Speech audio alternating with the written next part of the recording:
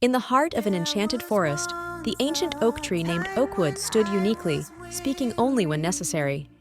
A curious young boy, Leo, ventured into the forest, skeptical of the talking tree legends he had heard. Approaching Oakwood, Leo bravely touched the trunk, whispering his question about the tree's ability to speak. To Leo's surprise, Oakwood answered, its wise voice resonating through the forest, inviting Leo to share his troubles. Leo admitted his confusion about life, feeling lost and uncertain about his purpose and future. Oakwood advised him that life, like the forest, is about the journey, not just the destination.